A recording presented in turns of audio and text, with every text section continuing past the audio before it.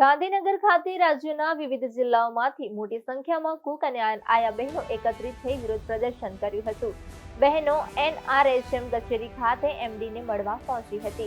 છેલ્લા ઘણા વર્ષોથી પગાર વધારા અને NHM સમાવેશ કરવાની માંગ અને રજૂઆત કરી હતી. બહેનો દ્વારા જણાવ્યા મુજબ છેલ્લા ઘણા વર્ષોથી પગાર વધારા સાથે NHMમાં સમાવેશ કરવાની તેમની માંગ કોઈ નિર્ણય લેવામાં આવ્યો નથી.